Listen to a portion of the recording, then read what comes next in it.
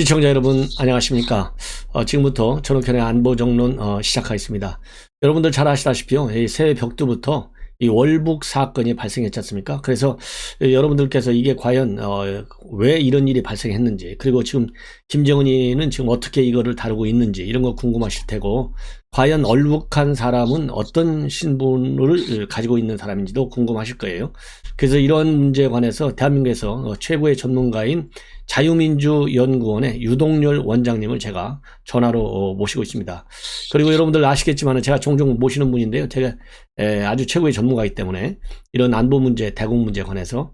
그래서 유동열 자유민주연구원 원장님은요, 유동열 안보전선 TV라고 하는 유튜브를 지금 굉장히 열심히 운영하고 계세요.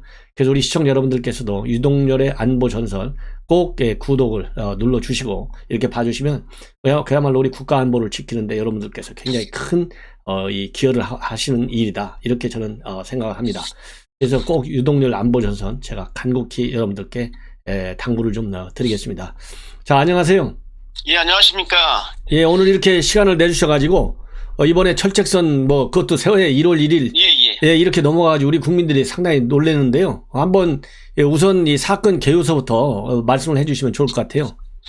예, 올 1월 1일 날 새해 벽두부터 예, 이제 우리 대한민국의 안보가 네, 구멍이 뻥 뚫린 사건이 발생을 했는데요. 예, 예, 이 사건은 1월 1일 날 오후 6시 40분에 네, 이제 육군 22사 안에 설치된 CCTV 네, 또 TOD라고 해서 열화상 감지 이게 의해서 이 철책을 넘는 것을 확인을 했어요. 확인했는데 네, 그 기계는 장비는 확인을 했는데 그 장비를 감시하는 우리 병사가 그 인지를 못한 겁니다. 네, 네, 인지를 못해가지고 최초로 인지한 게 언제냐면 9시 20분이에요. 이게 네. 3시간 다 돼가지고 인지를 했는데 네, 네, 그 전에 인지를 하면서 동시에 이제 경보가 울리게 돼 있습니다. 경보가. 네, 네, 이 경보가 울려가지고 당시 그 관할 구역에서 초동 배치가 돼가지고 출동이 돼서 네,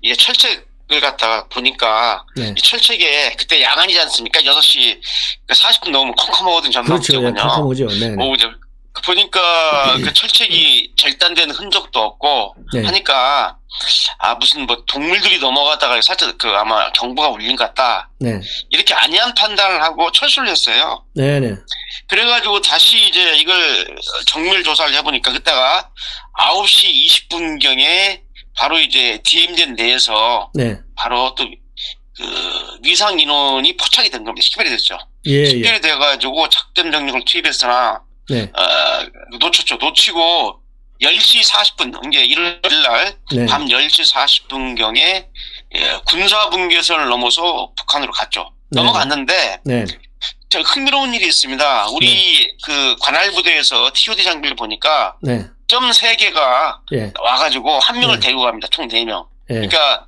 TOD 장비는 CCTV와는 달리 네. 점으로 표시되지 예, 사람 윤곽이 안 나타납니다. 네, 네, 그래서 근데 이제 여기서 이제 북한으로 이제 쉽게 말하면 우리말로 하면 무사히 이제 예, 복귀했다고 보여지는 거죠. 이게 지금 예, 상황인데 네, 제가 이 사건을 접하고 네.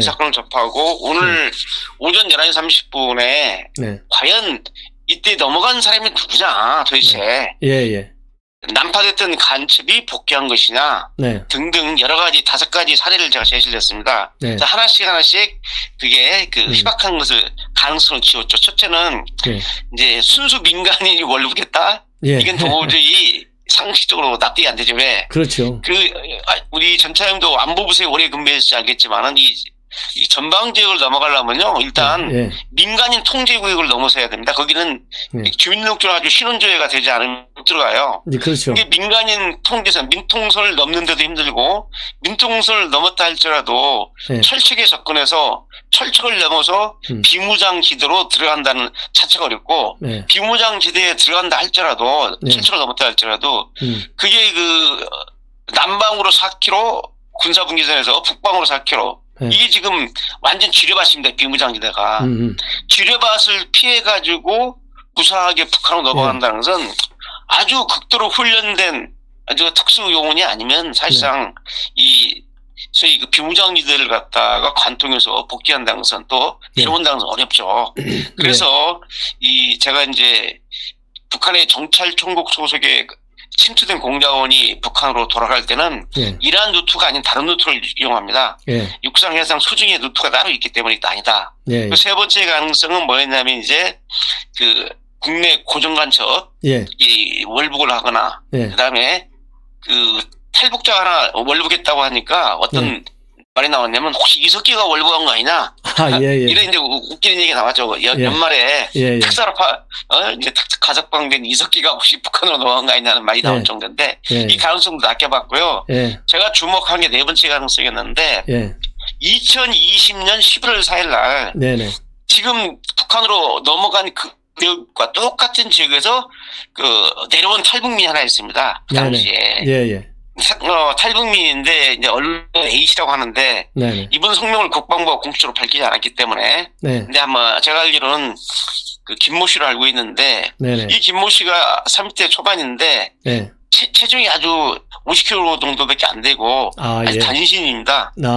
그래서 이쪽으로 내려왔기 때문에 내려온 사람이 올라가는 방법도 알 거 아니냐. 그래서 이 탈북민의 소재를 파악해서 소재가 파악이 된다면은 이 탈북민은 아니고 소재 파악이 안 된다면 이 가능성이 높다. 이렇게 방송을 했는데 제가 11시 30분에 오늘 방송했는데 오후 3시에 국방부에서 공식 브리핑을 하면서 이 월북을 한 사람이 누구냐? 바로 2020년 11월 달에 같은 루트로 남쪽으로 내려온 그 탈북민 A씨다. 라고 공식 확인을 했고 이 확인의 근거는 뭐냐면 1월 2일 날 그 12시경에 민통선을 넘어가는 아군이 관리하고 있는 민통선을 넘어가는 CCTV에 정확히 그 식별이 됐는데 그 모습이 바로 A씨와 일치한다는 거죠. 그래서 아주 결정적으로 A씨라고 특정을 해서 공식 오늘 오후 3시에 발표했기 때문에 제가 오늘 11시 30분에 제가 방송한 유동열의 안보전선을 방송한 그 네 번째 경우와 일치하는 경우입니다. 제가 이제 그 가능성을 볼 때 만약에 A씨가 소재가 파악이 돼서 국내에 있다고 한다면은 아마 그 작년 말쯤에 북한 지금 넘어간 지역이 북한 1군단이 관할하는 지역이거든요. 북한군. 북한군 1군단 내야에 그 정찰대대라는 특수부대가 있기 때문에 이 정찰대대 요원들이 정찰 목적으로 국내에 들어왔다가 다시 복귀한 거 아니냐는 이런 가능성을 내세웠는데 제가 이 네 번째 가능성을 이 국방부에서 확인해 줬기 때문에 이걸 좀 가지고 얘기를 할까 합니다. 그래요. 그러면은 뭐 지금 2020년 11월 달에 내려왔던 사람이 다시 넘어갔다. 지금 이제 그렇게 알려지고 있고 또 지금 방금 보도된 내용을 보니까요. 여러 차례 주변에다가 다시 북한으로 넘어가겠다. 이런 의사를 전했다고 그래요.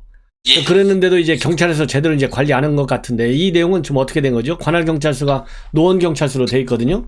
관할경찰서가 노원경찰서가 지금 우리 그 안보경찰이 이제 북한 이탈 중인 탈북민을 관할하는 그 신변보를 담당하는 신변보 담당관이라는 직책을 가지고 있습니다. 그런데 이 서울에서 이 노원구가 그 임대주택이 많기 때문에 탈북자들이 양천구 다음으로 많은 곳이 노원구예요. 그래서 노원경찰서 소속 안보경찰 중에 신변보호 담당관이 서울시에서 가장 많습니다. 그런데 보통 그 인원이 좀 적다 보니까 한 명이 평균 한 40명을 관할하고 있어요. 40명의 탈북민을. 사실상 그 탈북민을 제대로 신변 관리할 수 없는 그런 열악한 그 상황이 있다는 것은 분명합니다. 그렇지만은 그렇다 할지라도 그 매일 그 신변보 신원 관리를 해야 되는데 이게 잘못된 거죠. 30일 이후에는 연락이 안 됐고 연락이 안 됐는데 바로 보고를 했는지 여부는 지금 아마 감찰 조사에서 밝혀질 겁니다. 30일 이후에 어떤 경우는 막 일주일 동안 연락도 안 되는 경우가 있어요. 그리고 예를 들면 부산에 거주한 탈북민이 신변보호 담당관한테 통보도 안 해주고 갑자기 막 서울로 가서 뭐 장기간 있다고 오는 경우도 비일비재합니다. 그래서 지금 3만여 명이 넘는 이 탈북민을 체계적으로 관리하기가 매우 어려운 실정인데 지금 이제 중요한 게 뭐냐면 국방부가 오늘 오후 3시에 브리핑하면서 대공 혐의점이 없다. 라고 지금 말을 했다는 거죠. 그렇게 빨리 결론을 내릴 수가 있나요? 중요한 부분인데요. 그렇죠. 그 국방부에서 그렇게 말할 만한 근거를 회피할 수 있는 여러 근거가 있어요. 지금 이제 정황 근거로 이 탈북자가 주변 사람들한테 네. 북한으로 돌아가고 싶다는 말을 했다고 하는데 네네. 그것은 그 의도적으로 했다고 했을 가능성이 큽니다. 네네. 자, 뭐냐면 네. 저는 이 탈북민이 지금 네. 북한 철책으로 월북한 이 탈북민이 네. 북한의 공작원이라고 저는 추정하는 판단하는 그 사람이거든요. 저도 그럴 왜냐면은 가능성이 상당히 많다고 봐요. 예, 일단은 네. 북한의 순수 민간인이 네. 북한의 전방지역, 북한에서는 전현지역이라고 그러거든요. 그렇죠. 이 철책민 전현지역을 접근하기가 매우 힘들어요. 네네. 우리도 민통선 안으로 들어가기 힘든 것과 같이 네. 북한 일반 주민이 통제와 감시가 심한 일반 주민이 네. 그 전현지역을 통과하기는 매우 어렵고 네네. 전현지역을 통과했다 할지라도 북한군이 관할하는 그 전방 지역을 통과했다 할지라도 네. 철책을 넘기가 매우 어렵습니다. 네네. 또 철책을 넘었다 할지라도 남쪽으로 내려오는 비무장 지대에 각종 설치해 있는 지형지물 중에 네. 지뢰밭이 깔려 있는데 그렇죠. 이 지뢰밭을 다 피해가면서 네. 남측 안개선으로 넘어온다는 것은 정말 특수요원은 아니 힘듭니다. 그렇죠. 왜냐하면 거기 전방에 비무장 지대만 드나드는 이 북한군 정찰대대 요원들은 예. 지뢰 없는 곳을 딱 압니다. 그러겠죠. 그래서 그 부분을 피해서 들어옵니다. 네. 우리도 아군도 마찬가지. 우리 국군도 이 전방 그 GOP, GP에 근무하는 인력들이 네네. 정찰하러 나가거든요. 네네. 이 GP, GOP에 있는 게 아니라 네네. 직접 그 철책 비무장 지대를 이렇게 돌아다니는데 네네. 그렇게 훈련받은 우리 병사도 네. 지뢰를 못 피해가지고 네. 지뢰 사고가 매년 여러 건 발생합니다. 예, 예. 철책 안에서. 예, 예. 이런 상황인데 비무장 민간인이 순수 민간인이 그런 지뢰밭을 뚫고 남쪽으로 귀순해 왔다? 예. 라는 자체가 그게 소설이에요. 그러니까 말이에요. 비무장 민간인이 아닙니다. 철저히 예. 훈련된 인원이고 들어왔습니다. 돌아가지고 네. 바로 잡힌 것도 아니에요. 네. 예, 상당 기간 막 4시간 동안 돌아다니다가 잡힌 거예요. 그렇죠. 이미 예, 예. 잡혀가지고 이제 밝혔는데 네. 이 문제가 뭐냐면 일단 합심을 통과했다는 거죠. 예, 예. 합동조사라고 하는데 예, 예. 일단 탈북민 발생이 합동조사를 해서 어떠한 예. 루트를 통해서 어떠한 목적을 가지고 국내로 들어왔는지 탈북 과정을 다 밝히는 거거든요. 네네. 수차례 반복을 하는데 거의 통과가 된 겁니다. 네네. 그래서 사회 배출이 됐죠. 예. 사회 배출이 돼서 이제 서울에서 이제 정찰을 하게 되는데 네. 지금 제가 볼 때는 이 사람을 어떤 직책으로 보냐면 북한 2군단 예. 에아의 예. 그 직할의 그 정찰대대라는 그런 특수부서가 있습니다. 이 네. 특수부서는 예. 비무장지대를 밥 먹듯이 왔다 갔다 하면서 지형지물을 확인하고 예. 북한 전투원들, 예, 예. 비상시 북한 전투원의 기습 남침, 예, 기습 남침을 위한 침투 루트를 개척하는 걸 목적으로 하고 있습니다. 예. 예. 침투 루트를 개척하면서 지대를 피하고 어떻게 예. 무사히 들어오는지 또 예. 우리 아군, 우리 예. 대한민국 국군들은 어떤 식으로 경계를 하는지 네네. 경계태세, 부대 배치 등을 네. 밤에 들어왔다가 새벽에 돌아갑니다. 이걸 당야 대기 공작이라고 그래요. 예. 이 당야 대기 공작을 능수능란하게 수행하는 애들이 바로 이 정찰대대 애들인데 네네. 이 정찰대대 요원이 예. 내려왔다가 만약에 네가 잡히면은 예.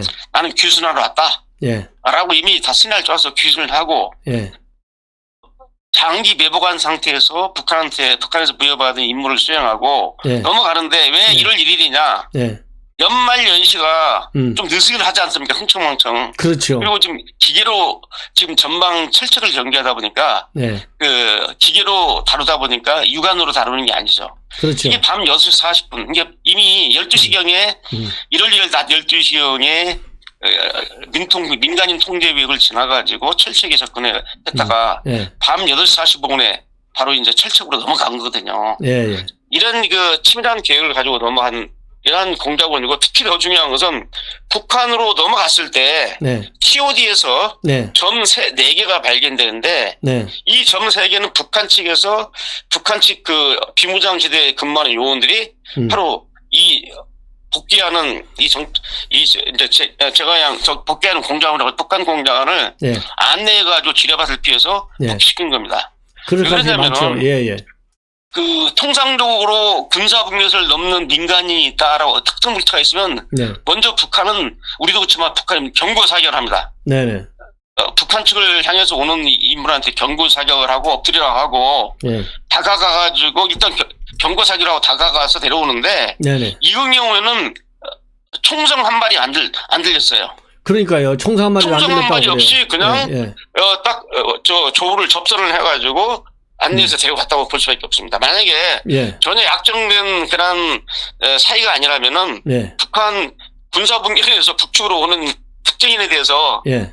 경고 사격도 않고 이렇게 맞을 리가 없거든요. 그렇죠. 그리고 지금 그 코로나 방역 체제 아닙니까? 예, 맞아요. 코로나 방역 체제 때문에 예. 이 남조선 인민들은 이것들은 다 코로나 바이러스 덩어리다. 그렇죠. 라고 하면서 그냥 올라오는 즉시 사살 명령을 내리고 특히 네. 중국 국경에서도 마찬가지예요. 네네. 북한하고 중국의 그 쪽에서도 네. 그냥 저희 이거 인가받지 않고 넘어온 거예요. 총무사 죽이라는 거거든요. 네네. 이러한 지침이 이미 하달됐는데 네. 하물며 남쪽에서 올라오는 비무장지대를 통해서 올라오는 특정 인물에 대해서 경고 사격 한 발 않고 안내해서 데려갔다? 네. 그건 상식적으로 납득이 안 되는 거죠. 그래서 예, 저는 예. 국방부가 애들러서 예. 이 월북한 사람의 대공 혐의점이 없다고 하면서 네네. 생활고를 겪었다. 네. 그리고 주변 사람들한테 힘들다. 예. 다시 북으로 돌아오고 싶다라는 말을 했다는데 네. 바로 그 말이 문제가 있는 겁니다. 예. 예. 힘들다. 자, 생활고를 겪었다는 소리는 이해가 힘든 게요. 예. 일단 탈북민으로 확정이 되면 판정이 되면요. 네네. 일단 그 하나원에서 사회정착 교육을 받고 배출된 다음에 바로 임대주택이 네. 공짜로 임대주택을 주고 네네. 매달 생활비가 나옵니다. 네네. 취업 지원을 해주죠. 네네. 병원도 공짜로 다닙니다. 만약 학생이 있으면 학생은 대학까지 네. 무상으로 다 교육을 받습니다. 네네. 또 무상으로 받고 네네.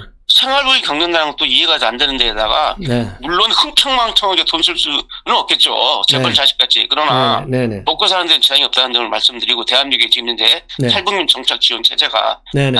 네네. 시스템이 네네. 그다음에 주변 사람한테 불평불만을 하면서 네. 돌아오고 싶다는 얘기는 뭐냐면 네. 자기가 북한으로 복귀를 해도 네. 그냥 정말 생활고 때문에 예. 고향 찾아서 간 것처럼 유장하려고 그렇죠. 자기의 국내에서의 간첩 활동, 공작 활동을 숨기려는 의도에서 네. 말했다고 좀 보여지는 거죠. 네네. 근데 이런 것을 갖다가 국방부 대변이라는 사람이 네네. 이 사람이 대공혐의증 있냐 없냐 하는 것은 네. 이건 대공수사기관, 남부수사기관에서 밝히는 겁니다. 네네. 경찰청이라든지 또 국정원이라든지 예, 또 예. 국방부 소속의 직속의 예. 안보지원사령부, 국기무사령부 같은 데서 예, 예. 그 또 합tim요원, 합동조사 요원이 예. 수사를 해서 조사하고 수사를 해서 대공혐의증이 있다 없다고 파헤치는 건데 예. 이런 사람이 대공혐의증이 없다고 이렇게 서둘러서 발표한다는 것은 아주 경솔하고 네네. 이 북한 김정은을 의식한 것이다. 예. 예. 남쪽에서 북한 간첩을 넘어갔다고 말하는 것 자체가 네네. 잘못하면 김정은한테 대노를 크게 노여했기 때문에 그걸 염려한 게 아니냐는 생각이 딱 들고요. 네네. 그다음에 하나 더 붙이면은 네. 지금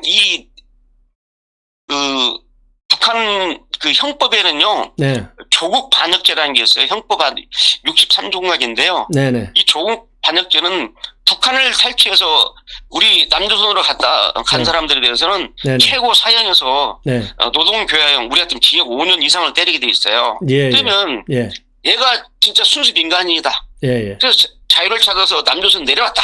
네네. 그런데 얘가 다시 북한으로 간다면 북한에 네. 가면 예. 그냥 죽는다는 것은 너무 명확한데 네네. 최소한 사형은 중간이 명확한데 그러고 북한으로 넘어갈 사람이 어디 있습니까? 그런직하요. 예. 지금요 가끔 탈북민 중에 중국을 통해서 탈북했다가 중국으로 재입국하는 탈북민들도 있어요. 예. 예. 여기 2000년대 이래 한 20여 명 되거든요. 예. 예, 국내로 탈북했다가 중국을 통해서 탈북했다가 다시 중국을 통해서 북한으로 들어가는 사람들에 대해서는 예.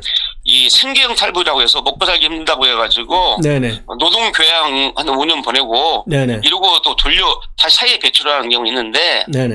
휴전선을 넘어서 내려오고 올라오는 것은 이것은 완전히 사형감입니다. 그렇죠. 중국을 통해서 탈북해서 중국 넘어서 하다가 어떻게 우리 한국으로 들어온 거든 질적으로 달라요. 그래서 네네. 이걸 뻔히 알고 있는데 똑같은 루트를 통해서 북한으로 들어갔다는 사실은 예. 상식적으로도 또 우리가 저 나름대로 제가 25년 동안 네. 경찰청에서 대공 분석을 해온 사람인데 그러시죠. 제 입장에서 볼 때도 여기서 납득이 안 간다 이렇게 말씀드리고 싶습니다. 그러니까 이제 본래 현 문재인 정권의 이 대북 정책 이런 걸 보면 뭐 김정은이 뭐 비우상하는 거 일치 안 하잖아요. 더군다나 뭐 지금 종전선언에 매달리지.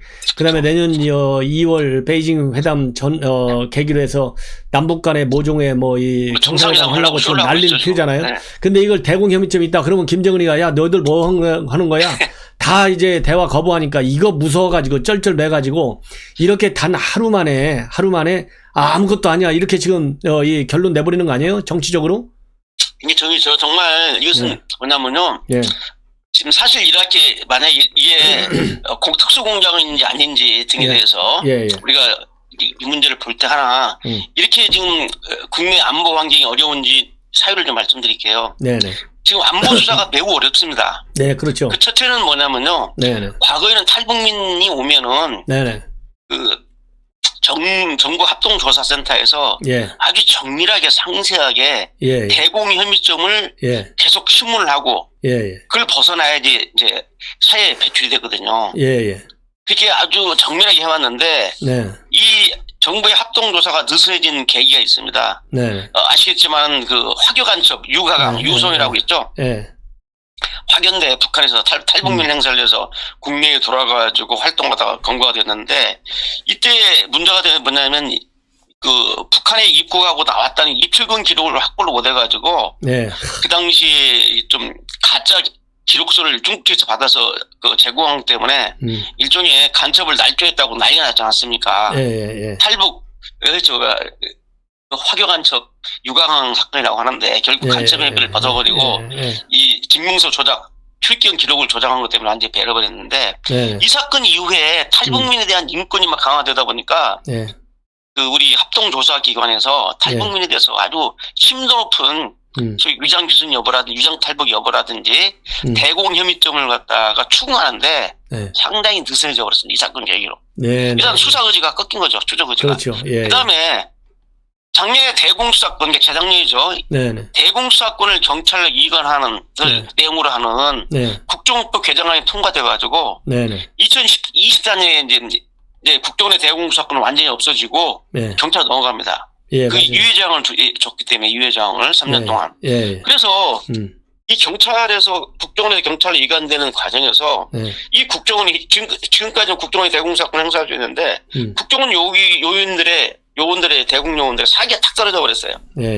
어차피 지금 경찰로 넘어가는데 그러다 보니까 수사 의지나 추적 의지가 매우 약해진 거죠. 그러다 보니까 이런 사건에 대해서 아주 정밀하게 철저하게 대응하지 못하고 느슨하게 하다 보니까 지금 대공 혐의점을 벗어가지고 국내에 정착을 했고 그리고 다시 북한으로 지금 복귀하는 일이 벌어진 거죠. 그래서 이러한 모든 것들은 바로 문재인 정부의 대북 안보 정책에 북한의 코드를 맞는 이 정책에 이 정치권과 또 우리 그 대공수사 지휘부들이 동조하는 바람에 바로 이러한 그 대공수사관들의 사기와 의지와 역량을 꺾는 일이 벌어져가지고 이렇게 느슨하게 대응하다가 지금 이렇게 우리가 뒤통수를 맞은 거죠. 저는 그렇게 판단합니다. 저도 뭐 전적으로 우리 유 원장님하고 똑같은 생각을 해요. 이게 정치적인 이유로 그리고 문재인 정권 들어와서 북한에서 우리한테 뭐 목선을 타고 넘어온다든가 이러면은 그냥 뭐 하루 이틀 합심이다 해놓고서 바로 대공 혐의점 없다고 전부 다 돌려보냈잖아요. 이게 북한 자극을 피하기 위해서 전략적으로 그렇게 하는 거 아니겠습니까? 굉장히 이제 잠깐 말을 돌려보면 지금 문재인 정부의 대북 정책을 지금 이제 평가를 해보면 첫째는 북한 눈치 보기 정책을 펼쳐요. 이게 아주 낮은 단계입니다. 그러다가 2단계로 가잖아요. 그러면 북한을 자극하지 않는 정책을 펼칩니다. 대체적으로 북한을 김정은 기분 나쁘게 않겠다는 거죠. 북한 자극하지 정책을 펼치고 3단계 되면 이제 북한 비유맞추기 정책을 합니다. 김정은을 노골적으로 찬양하고 북한 체제를 찬양하면서 그러다가 이제 4단계 가다 보니까요. 4단계는 좀 김정은 받들어 모시기 정책을 하고 있어요. 이 정부가. 김정은이가 우리 김일정 시켜서 대통령을 전화하다 말이지. 삶은 서자가리 운운하고 심지어 옥류관 주방장까지 동원시켜가지고 대통령을 갖다가 능멸하는데도 이 제대로 대응도 못하고 있지 않습니까? 이 정부가 한번 제대로 항의나 했습니까? 이게 바로 같아요. 문재인 정부의 바로 그 4대 특징입니다. 그래 오늘 아주 그 좋은 말씀 많이 해주셨고 또 내일 뭐 이 관련 뉴스가 좀 나올지 모르겠는데요. 이 관련 내용 굉장히 중요하기 때문에 우리 원장님 또 이 전화로라도 인터뷰를 또 한번 추진하겠습니다. 감사합니다. 그리고 마지막으로 우리 저렇게 안보 정론 TV의 그 구독자님께 새해 좀 예. 정말 건전하시고 무려 77만 명을 넘는 정말 예. 대형 유튜버가 됐는데요. 네네. 여러 독자님께 감사드리고 네네. 여러분이 그런 그 대한민국을 사랑하는 의지가 네. 저녁큰 안보정론 TV에 반영이 되어 있고 네네. 또한 이제 저는 아주 미미하지만 네. 이제 아이고, 무슨 구독자가 말씀이에요. 15,000명에 불과한 미미한 유튜버지만 예. 안보 전문 유튜브 방송이기 때문에 맞습니다. 예. 여러분께서 한번 네. 좀 많이 좀 애청을 해주시기 바랍니다. 오늘 오전에도 제가 네. 그 철책 월북 사건을 가지고 분석을 했고 이 분석의 내용들이 상당히 네. 맞았어요. 네네. 제가 판단한 것들이. 정통하시잖아요. 참고해 주시기 바랍니다. 예. 그래요. 우리 시청자 여러분들께서요. 이 유동열의 안보 전선 유튜브 꼭 좀 구독 눌러주시고 이런 이 안보 사건 있을 때 그리고 매일같이 안보 문제 중요한 안보 문제 아주 잘 분석을 해주시니까요. 많이 시청을 좀 해주시면 대단히 고맙겠습니다. 예, 감사합니다. 그래요. 예. 또 내일이나 이렇게 사정을 예. 봐가면서요. 또 한번 제가 모시겠습니다. 예, 감사합니다. 네, 고마워요. 네. 그리고 저는 말이죠. 이어서 지금 이제 제가 방송하는 도중에 굉장히 중요한 오늘 국민의힘 선대위와 관련된 뉴스가 지금 또 나왔어요. 그래서 이 몇 가지만 한 두어 가지만 여러분들께 추가적으로 말씀을 드리겠습니다. 뭐냐면요. 지금 윤석열 후보가 방금 입장문을 내놨습니다. 한마디로 국민께 사과한다. 아주 짧은 입장문을 내놨어요. 오늘 처음으로 신재 관련 얘기 빼놓고 처음으로 공식적으로 기자들한테 밝힌 내용인데 오늘날 상황이 어떻게 된 건지 많이 궁금할 텐데 저도 여러분께 설명할 그런 상황은 안 됐다. 사무실에도 좀 여러 가지 이야기를 많은 분들과 했다. 그리고 선거와 관련해서 여러 가지 일들에 대해서 많은 분들이 걱정을 하시는데 그것은 오롯이 후보인 제 탓이다. 그리고 제가 부족한 것이고 그 부분에 대해서는 제가 정말 깊이 사과드린다. 이러한 사과의 입장문을 내놨다는 거 전해드리고요. 그 다음에 이제 김종인 위원장이 나 사퇴하냐? 그거 누가 그런 얘기했어? 이 화를 내고 또 이준석 대표도 자기가 김종인 위원장하고 소통을 하고 있는데 절대 사퇴할 의사표시한 것이 아니다.